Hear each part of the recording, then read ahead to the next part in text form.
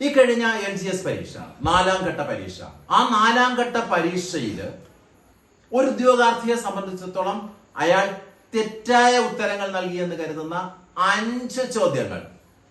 അപ്പോൾ ഈ രീതിയിൽ 5 ചോദ്യങ്ങളെ ഐഡന്റിഫൈ ചെയ്തുകൊണ്ട് PSCക്ക് നമ്മൾ എങ്ങനെയാണ് ഈ അപേക്ഷ സമർപ്പിക്കുന്നത്, പ്രൊഫൈലിലൂടെ ഇത് എങ്ങനെയാണ് സമർപ്പിക്കുന്നത് എന്നത് ഷോ ചെയ്തുകൊണ്ട്, പ്രൊഫൈൽ ഓപ്പൺ ചെയ്ത്, ഉദ്യോഗാർത്ഥിയുടെ പ്രൊഫൈൽ ഓപ്പൺ ചെയ്ത് ഷോ ചെയ്തുകൊണ്ട് ഞാൻ നിങ്ങളെ കാണിക്കുകയാണ്. ഹലോ ഫ്രണ്ട്സ്, ഞാൻ അനിൽകുമാർ. എല്ലാവർക്കും നമസ്കാരം. കേരള PSCയുടെ അടുത്തിടെയുള്ള പരീക്ഷാ ചോദ്യങ്ങളെ സംബന്ധിച്ചിടത്തോളം അതിൽ ധാരാളം തെറ്റുകൾ കടന്നുകൂടാറുണ്ട്. ചില ചോദ്യങ്ങളെ സംബന്ധിച്ച് അവ തെറ്റായിരിക്കാം, ചിലപ്പോൾ ഓപ്ഷൻസിൽ ഉത്തരങ്ങൾ ഉണ്ടാവില്ല, ഉത്തരങ്ങളായിട്ടുള്ള ഒന്നിലധികം ഓപ്ഷൻസ് ഉണ്ടാകാം. ഇങ്ങനെയുള്ള സാഹചര്യങ്ങളിൽ ഉദ്യോഗാർത്ഥികൾ ഇത് അറിഞ്ഞുകൊണ്ട് PSC പ്രൊവിഷണൽ കീ പ്രസിദ്ധീകരിക്കുമ്പോൾ നമുക്ക് നൽകിയിരിക്കുന്ന കംപ്ലൈന്റ് ഫയൽ ചെയ്യാനുള്ള ആ ഒരു അവസരം പ്രയോജനപ്പെടുത്തിയില്ലെങ്കിൽ നമ്മെ സംബന്ധിച്ചിടത്തോളം അവിടെ നഷ്ടമാകുന്ന 1 or 2 മാർക്കിന്റെ അടിസ്ഥാനത്തിൽ റാങ്കുകളുടെ വ്യത്യാസത്തിൽ പിന്തള്ളപ്പെട്ടേക്കാം. കട്ട് ഓഫ് മാർക്ക് കടക്കാതെ നമ്മൾ പുറത്തു പോയേക്കാം. ഈ സാഹചര്യങ്ങൾ വിലയിരുത്തിക്കൊണ്ട് ഉദ്യോഗാർത്ഥികളുടെ നിരന്തരമായ അഭ്യർത്ഥന മാനിച്ചുകൊണ്ട് ഇതാ എങ്ങനെയാണ് PSCയിലെ നിങ്ങളുടെ വെബ്സൈറ്റിൽ ചോദ്യങ്ങൾ തെറ്റിയാൽ അല്ലെങ്കിൽ അവയുടെ ഓപ്ഷൻസിൽ തെറ്റുണ്ടായാൽ അവ പരിഹരിക്കുന്നതിന് വേണ്ടിയുള്ള കംപ്ലൈന്റ് ഫയൽ ചെയ്യുന്നതിനെ സംബന്ധിച്ചുള്ള ഒരു വീഡിയോ നിങ്ങൾക്ക് നൽകുകയാണ്. ഇവിടെ ഈ കഴിഞ്ഞ LGS പരീക്ഷ, 4ാം ഘട്ട പരീക്ഷ, ആ 4ാം ഘട്ട പരീക്ഷയിൽ ഒരു ഉദ്യോഗാർത്ഥിയെ സംബന്ധിച്ചിടത്തോളം അയാൾ തെറ്റായ ഉത്തരങ്ങൾ നൽകിയെന്ന് കരുതുന്ന 5 ചോദ്യങ്ങൾ. ആ ചോദ്യങ്ങൾക്കെതിരെ കംപ്ലൈന്റ് ഫയൽ ചെയ്തുകൊണ്ട് അത് നിങ്ങളെ ഡിസ്പ്ലേ ചെയ്ത് കാണിച്ചുകൊണ്ട് നിങ്ങളെ ഈ കാര്യത്തിൽ ബോധവൽക്കരിക്കുകയാണ്. നിങ്ങൾക്ക് ഈ പരീക്ഷയെ സംബന്ധിച്ചും തുടർന്ന് പരീക്ഷയെ സംബന്ധിച്ചും ചോദ്യങ്ങളെ സംബന്ധിച്ച് അവയുടെ ഓപ്ഷനെ സംബന്ധിച്ച് നിങ്ങൾക്ക് കംപ്ലൈന്റ് ഉണ്ടെങ്കിൽ ഈ രീതിയിൽ നിങ്ങളുടെ പ്രൊഫൈലിലൂടെ നിങ്ങൾക്ക് തീർച്ചയായും ഫയൽ ചെയ്യാൻ കഴിയും. ഇവിടെ നിങ്ങൾ ശ്രദ്ധിക്കേണ്ട ഒരു കാര്യം, നിങ്ങൾ പ്രൊഫൈലിലേക്ക് പോകുന്നതിന് മുമ്പ്, പ്രൊഫൈലിലേക്ക് ലോഗിൻ ചെയ്യുന്നതിന് മുമ്പ് തന്നെ ക്വസ്റ്റ്യൻ നന്നായി മനസ്സിലാക്കി അവിടെ ഏതേത് ചോദ്യങ്ങളിലാണ് തെറ്റുകൾ ഉള്ളത്, ആ തെറ്റുകൾ എങ്ങനെ കടന്നുകൂടി, അതുകൊണ്ട് തനിക്കുണ്ടാകാൻ പോകുന്ന മാർക്കിന്റെ കുറവ് എന്താണ് എന്നത് മനസ്സിലാക്കുക. ഇപ്പൊ നമുക്ക് ഇവിടെ LGS പരീക്ഷ തന്നെ എടുക്കാം. അവിടെ 7ാമത്തെ ചോദ്യം ഒന്ന് നോക്കൂ. താഴെ തന്നിരിക്കുന്നതിൽ മൗലികാവകാശങ്ങളിൽ പെടുന്നവ ഏതെല്ലാം എന്നൊരു ചോദ്യം. 7ാമത്തെ ചോദ്യം. സമത്വത്തിനുള്ള അവകാശം 1, 2 സ്വത്ത് വാങ്ങാനുള്ള അവകാശം, 3 ഇഷ്ടപ്പെട്ട മതത്തിൽ വിശ്വസിക്കാനുള്ള അവകാശം, 4 ഭരണഘടനാപരമായ പരിഹാരത്തിനുള്ള അവകാശം, 5 ഇന്ത്യയിൽ എവിടെയും യാത്ര ചെയ്യാനുള്ള അവകാശം, 6 സൗജന്യവും നിർബന്ധിതവുമായ വിദ്യാഭ്യാസത്തിനുള്ള അവകാശം. മൗലികാവകാശത്തെ പറ്റി ബോധ്യമുള്ള നിങ്ങളെ സംബന്ധിച്ചിടത്തോളം നിങ്ങൾ പ്രതീക്ഷിക്കുന്ന ഒരു ഓപ്ഷൻ, അവിടെ സ്വത്തവകാശം എന്നത് മൗലികാവകാശങ്ങളിൽ നിന്ന്, ഫണ്ടമെന്റൽ റൈറ്റ്സ് നിന്ന് എടുത്തു കളഞ്ഞിട്ടുള്ളതാണ്. ബാക്കി എല്ലാം തന്നെ മൗലികാവകാശങ്ങളായി വരും. അപ്പോൾ 1, 3, 4, 5, 6 വരുന്ന ഒരു ഉത്തരമാണ് നിങ്ങൾ പ്രതീക്ഷിച്ചത്. പക്ഷെ അങ്ങനെ ഒരു ഓപ്ഷൻ ഇല്ല. PSC ശരി ഉത്തരം എന്ന് പറയുന്നത് 1, 3, 4, 6 എന്നാണ്. അങ്ങനെ വരുമ്പോൾ ഇന്ത്യയിൽ എവിടെയും യാത്ര ചെയ്യാനുള്ള അവകാശം മൗലികാവകാശമാണല്ലോ, അതെന്തുകൊണ്ട് അതിൽ ഉൾപ്പെട്ട് വന്നില്ല? അപ്പോഴാ ഓപ്ഷൻ തെറ്റാണല്ലോ, PSC കൊടുത്തിരിക്കുന്ന ഉത്തരം തെറ്റാണ്. എന്നാൽ ശരിയായ ഓപ്ഷൻ ഇവിടെ ഇല്ലതായിരുന്നു. സൗജന്യവും നിർബന്ധിതവുമായ വിദ്യാഭ്യാസം 6 മുതൽ 14 വയസ്സ് വരെയുള്ള കുട്ടികൾക്കാണ് എന്നുള്ള കാര്യം പറഞ്ഞിട്ടില്ല എന്ന രീതിയിൽ വേണമെങ്കിൽ അതിനെ മാറ്റി നിർത്താം. അങ്ങനെയാണെങ്കിലും അതിനുതകുന്ന ഒരു ഓപ്ഷൻ ഇതിലില്ലല്ലോ. അപ്പൊ ആ ഒരു സാഹചര്യത്തിൽ ഈ ചോദ്യം റദ്ദാക്കപ്പെടേണ്ട ഒരു ചോദ്യമാണ്. ഇത് കുട്ടികൾ കൺഫ്യൂഷൻ ഉണ്ടാക്കിയിട്ടുണ്ട്. ചിലര് കറക്കി കുത്തി, കാരണം ശരിയായ ഉത്തരമില്ലാത്തതുകൊണ്ട് കറക്കി കുത്തി എന്തെങ്കിലും എഴുതിയിട്ടുണ്ട്. PSC പറഞ്ഞിരിക്കുന്ന ഉത്തരം തെറ്റാണ്, അപ്പൊ ഇത് മാറ്റം വരേണ്ടതാണ്. അപ്പൊ ഇത് എങ്ങനെ ഫയൽ ചെയ്യുന്നു എന്നുള്ളത് ഞാൻ കാണിക്കാം. അടുത്തത്, അപ്പൊ ഇതിനായി നമ്മൾ ചെയ്യുന്നതെന്ന് പറഞ്ഞാൽ ഈ ക്വസ്റ്റ്യനെ സംബന്ധിച്ചുള്ള ഡീറ്റെയിൽസ് എന്താണ് അവിടെ പറയേണ്ടതെന്നുള്ള കാര്യം ആദ്യമായിട്ട് നിങ്ങൾ ഗൂഗിൾ ഡോക്യുമെന്റിലോ അല്ലെങ്കിൽ വേർഡിലോ ഒന്ന് ടൈപ്പ് ചെയ്ത് വെക്കണം. അപ്പൊ ഞാനിവിടെ അതിന് പറഞ്ഞിരിക്കുന്ന കാര്യം നോക്കൂ. പ്രൊവിഷണൽ കീയിൽ ഓപ്ഷൻ D ഉത്തരമായി നൽകിയിരിക്കുന്നു. ഇത് തെറ്റാണ്. 2ാമത്തെ പ്രസ്താവന ഒഴികെ ബാക്കിയെല്ലാം ശരിയായ പ്രസ്താവനകളാണ്. ഓപ്ഷനിൽ ശരി ഉത്തരം നൽകാത്ത സാഹചര്യത്തിൽ ഈ ചോദ്യം റദ്ദ് ചെയ്യണമെന്ന് അഭ്യർത്ഥിക്കുന്നു. ഇതാണ് ഞാൻ ഡീറ്റെയിൽസിൽ കൊടുക്കാൻ ഉദ്ദേശിക്കുന്ന ഭാഗം. ഞാൻ ഇതിവിടെ ടൈപ്പ് ചെയ്ത് വെച്ചിട്ടുണ്ട്. ഇതിന്റെ ഗുണം എന്താണ്? ഞാൻ പ്രൊഫൈലിലേക്ക് പോയി കഴിഞ്ഞാൽ, ഉദ്യോഗാർത്ഥിയുടെ പ്രൊഫൈലിലേക്ക് പോയി കഴിഞ്ഞാൽ എന്ത് ചെയ്യാൻ കഴിയും? അവിടെ എനിക്ക് ഇത് കോപ്പി ചെയ്ത് പേസ്റ്റ് ചെയ്യാൻ കഴിയും. അതുപോലെ തന്നെ ഇതിനെ സപ്പോർട്ട് ചെയ്യുന്ന ഭരണഘടനയുടെ ആർട്ടിക്കിള് ഞാൻ ഒരു JPG ഇമേജ് ആയിട്ട് സേവ് ചെയ്തൊരു ഫയലായിട്ട് കമ്പ്യൂട്ടറിൽ ഇട്ടിട്ടുണ്ട്. അപ്പൊ ഈ രണ്ട് കാര്യങ്ങൾ ഉണ്ടെങ്കിൽ എനിക്ക് അവിടെ പോയി കഴിഞ്ഞാൽ കാര്യങ്ങൾ വളരെ എളുപ്പമാണ്. അടുത്ത ചോദ്യം, പ്രശ്നകാരിയായ ചോദ്യം മാത്സിലാണ് വന്നത്. മാത്സിലെ 4 ചോദ്യങ്ങൾ പ്രശ്നം ഉണ്ടാക്കി. 81ാമത്തെ ചോദ്യം 7 ഗുണം 8 ഭാഗം 2 ഗുണം 14 പ്ലസ് 32. അവിടെ ഓപ്ഷൻ ബി 11 ശരിയെന്നാണ് പറഞ്ഞിരിക്കുന്നത്. നിങ്ങൾ ഈ കണക്ക് ചെയ്ത് നോക്കിയാൽ 401 എന്നാണ് ഉത്തരം കിട്ടുക. അതിനോട് അടുത്ത സംഖ്യ പോലും ഇതിനകത്തില്ല. അപ്പോൾ ഓപ്ഷൻ ഉത്തരമില്ല. ഈ ചോദ്യം റദ്ദ് ചെയ്തേ പറ്റൂ. അതുകൊണ്ട് നമ്മൾ ഇവിടെ പറഞ്ഞിരിക്കുന്നു, ഉത്തര സൂചികയിലെ ഉത്തരമായ ഓപ്ഷൻ ബി തെറ്റാണ്. ശരിയായ ഉത്തരം 401. ഇത് ഓപ്ഷനിലില്ല. ചോദ്യം റദ്ദ് ചെയ്യാൻ അഭ്യർത്ഥിക്കുന്നു. ഇതിന് സപ്പോർട്ടിംഗ് ആയിട്ട് പുസ്തകമോ മറ്റോ ഒന്നും നമുക്ക് ഹാജരാക്കാനില്ല. അത് വർക്കൗട്ട് ചെയ്ത സോൾവ് ചെയ്ത ഭാഗമാണ് നമ്മൾ അവർക്ക് കൊടുക്കുക. അപ്പോഴതും വളരെ വ്യക്തമാണ്. ആ ചോദ്യത്തിന്റെ കാര്യങ്ങൾ ഞാൻ രേഖപ്പെടുത്തി ഒരു ഫയലായിട്ട് വെച്ചിരിക്കുകയാണ്. കാരണം എനിക്ക് ഇവിടെ നിന്ന് പേസ്റ്റ് ചെയ്ത് വേണം അങ്ങോട്ട് കാര്യങ്ങൾ കൊണ്ടുപോകാൻ. ഇനി 82ാമത്തെ ചോദ്യത്തിലെത്തി. 7 സ്ക്വയർ ഇൻറ്റു 2 ഭാഗം 2 ഇൻറ്റു 7. 2 ഭാഗം 2 1 7 സ്ക്വയർ ഇൻറ്റു 1 7 സ്ക്വയർ ആണ്. 7 സ്ക്വയറിനെ 7 കൊണ്ട് ഗുണിച്ചാൽ 7 ക്യൂബാണ് കിട്ടുക. ഉത്തരത്തിൽ 7 ക്യൂബ് ഉണ്ടോ? 7 ക്യൂബ് വരുമ്പോൾ 343 അല്ലേ വരേണ്ടത്. അവിടെ 7 1 4 2 എന്നാണ് കിടക്കുന്നത്. അവിടെ ഓപ്ഷൻ എ 7 ശരി എന്ന് പറഞ്ഞിരിക്കുകയും ചെയ്യുന്നു. ഈ സാഹചര്യത്തിൽ നമുക്ക് ഇവിടെ ശരിയായ ഉത്തരം ഓപ്ഷനിലില്ല. അതുകൊണ്ട് ഈ ചോദ്യം റദ്ദ് ചെയ്യണമെന്ന് നമുക്ക് PSCയോട് അഭ്യർത്ഥിക്കണം. ആ കാര്യം നമുക്ക് നിർവഹിക്കാം. അടുത്തതായി 89ാമത്തെ ചോദ്യമാണ്. 89ാമത്തെ ചോദ്യത്തിന്റെ പ്രത്യേകത നോക്കൂ. 8 16 27 64 കൂട്ടത്തിൽ ചേരാത്തത് ഏതെന്നാണ് ചോദിച്ചത്. ഉത്തരമായിട്ട് നൽകിയിരിക്കുന്നത് ഓപ്ഷൻ ബി 16. ഓപ്ഷൻ ബി 16 ഉത്തരമായി പറയുന്നതിൽ തെറ്റൊന്നുമില്ല.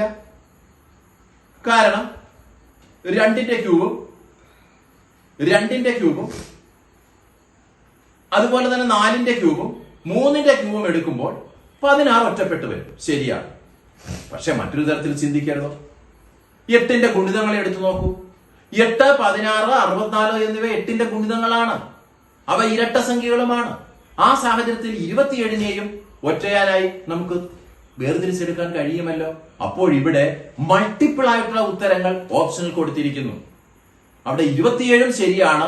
ഓപ്ഷൻ ഡി 27 ശരിയാണെന്ന് വരുന്നു.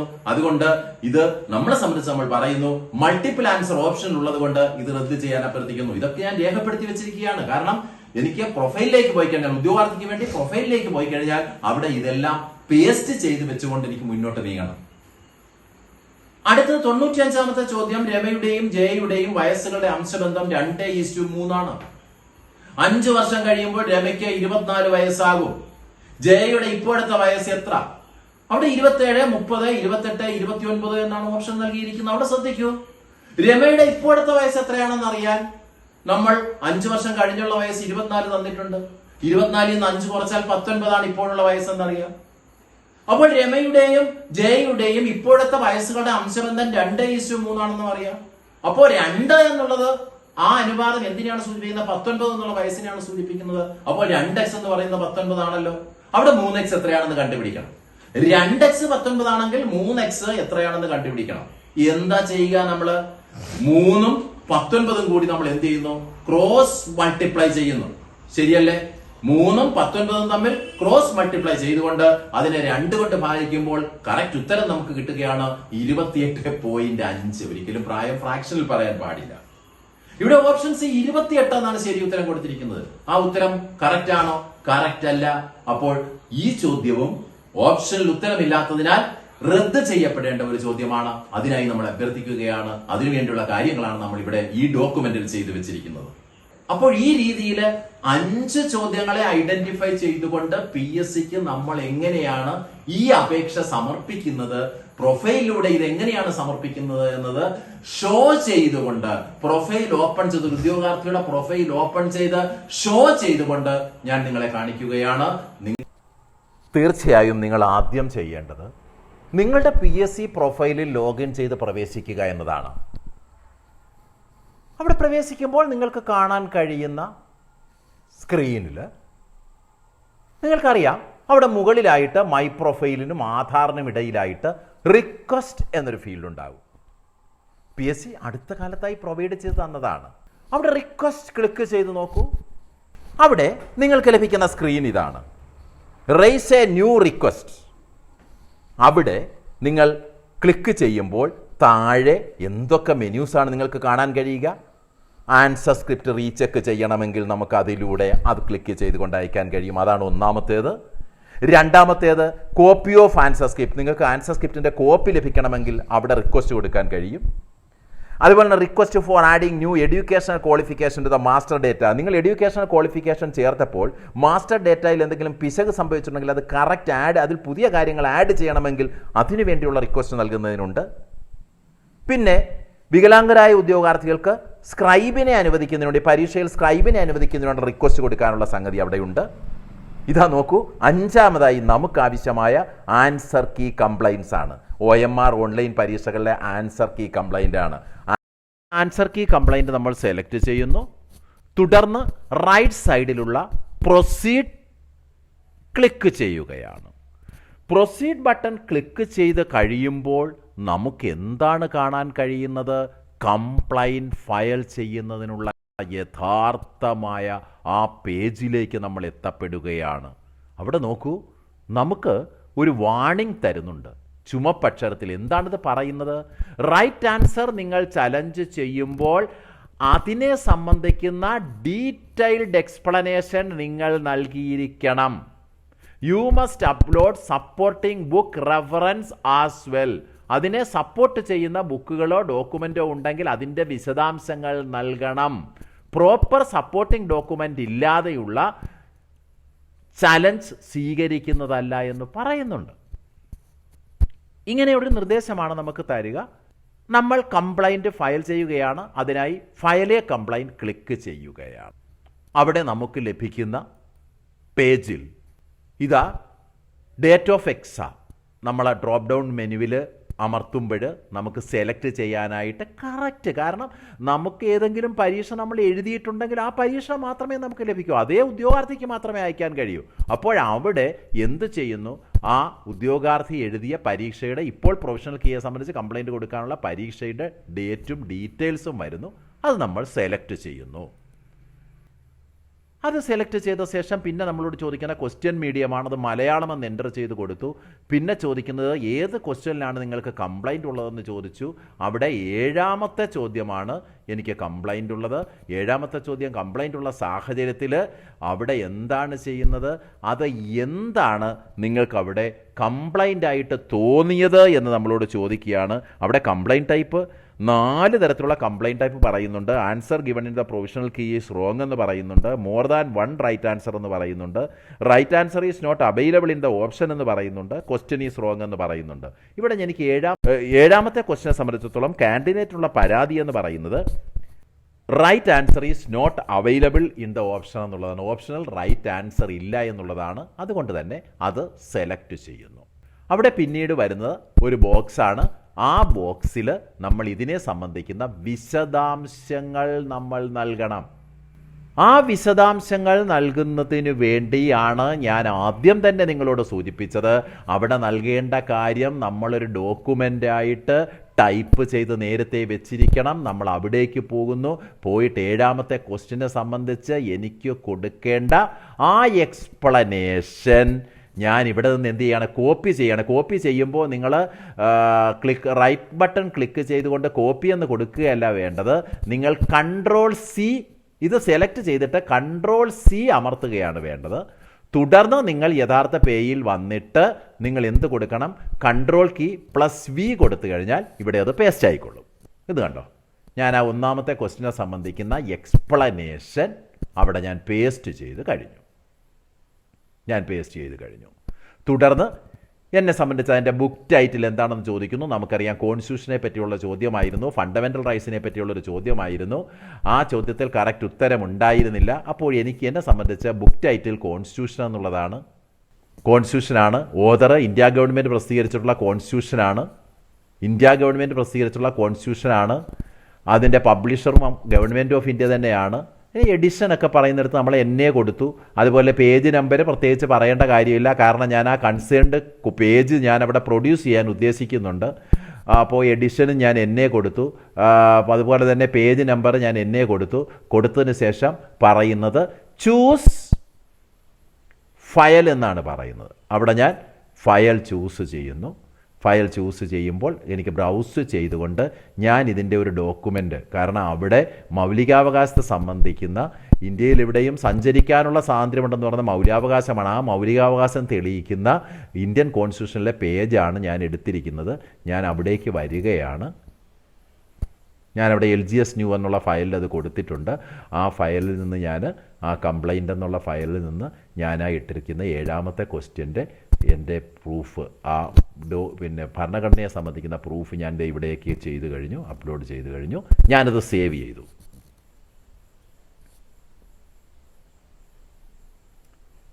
സേവ് ചെയ്തപ്പോഴേക്കും ഓക്കെ, കംപ്ലൈൻറ്റ് ഫയൽ ചെയ്യേണ്ട 5 ചോദ്യങ്ങളിൽ ഒരു ചോദ്യത്തെ സംബന്ധിക്കുന്ന കംപ്ലൈൻറ്റ് നമ്മൾ ഫയൽ ചെയ്ത് കഴിഞ്ഞു.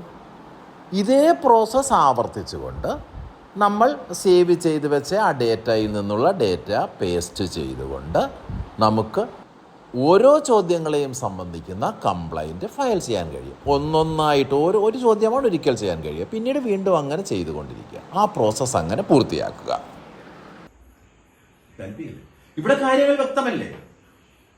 കംപ്ലൈന്റ് നമ്മൾ എങ്ങനെയാണ് ഫയൽ ചെയ്യേണ്ടത്, പ്രൊഫൈലിൽ ഏത് ഐക്കണാണ് നമ്മൾ ക്ലിക്ക് ചെയ്യേണ്ടത്, എങ്ങനെയാണ് അത് ചെയ്യേണ്ടത്, അതിന്റെ ഷോർട്ട് കട്ട് എന്താണ്, എല്ലാം നിങ്ങൾക്ക് മനസ്സിലായി.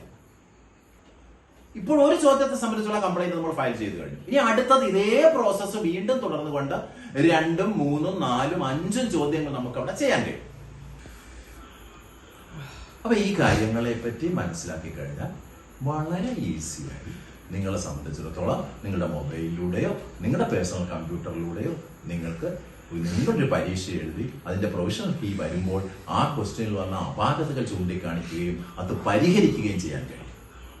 ഫൈനൽ കീ വന്നതിന് ശേഷം നമ്മൾ കൈകാലിൽ പിടിച്ചിട്ട് കാര്യമില്ല. പക്ഷെ ഫൈനൽ കീ വന്നതിന് ശേഷം ഇപ്പൊ PSCക്ക് ചോദ്യങ്ങൾ തെറ്റുവരിക എന്നുള്ളത് എല്ലാത്തിലും 5 മുതൽ 10 വരെ ചോദ്യങ്ങളാണ് ഇപ്പോൾ തെറ്റായിട്ടൊക്കെ വരുന്നത്. ആ ഒരു സാഹചര്യമാണ് നിലനിൽക്കുന്നത്. പ്രൊവിഷണൽ കീ കറക്റ്റ് ചെയ്ത് ഫൈനൽ കീ വരുമ്പോഴും പലപ്പോഴും ശരിയായ ഉത്തരങ്ങൾ ഉള്ളത് പോലും ഡെലിറ്റ് ചെയ്തിട്ട് ശരിയല്ലാത്ത ഉത്തരങ്ങളുള്ളത് നിലനിർത്തി പോവുകയൊക്കെ ചെയ്യുന്നുണ്ട്. അതിനുശേഷം പ്രൊഫൈൽ വഴി നമുക്ക് മെസ്സേജ് കൊടുക്കാൻ കഴിയുന്നില്ലെങ്കിൽ പോലും പലരും ഇമെയിൽ വഴി കൺട്രോളർ ഓഫ് എക്സാമിനേഷന് മെസ്സേജ് കൊടുക്കുകയും അതിനനുസരിച്ച് അവര് അത് ആധികാരികമാണെങ്കിൽ ഫൈനൽ കീയിൽ മാറ്റം വരുത്തുകയൊക്കെ ചെയ്യുന്നുണ്ട്. ഫൈനൽ കീയിൽ മാറ്റം വരുത്തില്ല എന്നൊക്കെയാണ് അവരുടെ നയം, പക്ഷെ അവരിതും ചെയ്യുന്നുണ്ട്. അപ്പൊ ആ ഒരു സാഹചര്യവും നമുക്കുണ്ട്. അപ്പൊ ഇതൊക്കെ മനസ്സിലാക്കിക്കൊണ്ട് തന്നെ നമുക്ക് വളരെ സമർത്ഥമായ രീതിയിൽ ഇത്തരം കാര്യങ്ങളൊക്കെ നിർവഹിക്കുകയും നമ്മളുടെ പ്രൊഫൈൽ എങ്ങനെയാണ് മാനേജ് ചെയ്യേണ്ടതെന്ന് മനസ്സിലാക്കുകയും ഒക്കെ ചെയ്യാനുള്ള ഒരു അവസരമാണ്. അതോടൊപ്പം തന്നെ നിങ്ങൾ ഐക്കൺ വന്നപ്പോൾ ശ്രദ്ധിച്ചു കാണും. ഇനി നിങ്ങളെ സംബന്ധിച്ചിടത്തോളം OMR ഷീറ്റിന്റെ കോപ്പി വേണമെങ്കിലും, അതുപോലെ തന്നെ ആൻസർ സ്ക്രിപ്റ്റിന്റെ കോപ്പി വേണമെങ്കിലും, അതുപോലെ പ്രൊഫൈൽ കറക്ഷൻ, നിങ്ങളിട്ട ഒരു ക്വാളിഫിക്കേഷൻ എന്തെങ്കിലും തെറ്റുണ്ടെങ്കിൽ അതൊന്ന് കറക്റ്റ് ചെയ്യണമെങ്കിലും ഒക്കെ നമ്മൾ ഈ പറഞ്ഞ കറക്ഷൻ എന്ന് പറയുന്ന ആ ഒരു ഐക്കണിൽ ക്ലിക്ക് ചെയ്തുകൊണ്ട് നമുക്ക് ചെയ്യാൻ കഴിയും. അപ്പൊ ഇതൊക്കെ നിങ്ങൾ നന്നായിട്ട് മനസ്സിലാക്കുകയും ഫോളോ ചെയ്യുക. ഒപ്പം നന്നായിട്ട് പഠിക്കുക. അടുത്ത് വരുന്ന പരീക്ഷകളൊക്കെ നന്നായിട്ട് പെർഫോം ചെയ്യുക. എത്രയും പെട്ടെന്ന് റാങ്ക് ലിസ്റ്റിൽ ഇടം നേടുക. ജോലി കരസ്ഥമാക്കുക. എല്ലാവർക്കും വിജയാശംസകൾ. Good bye.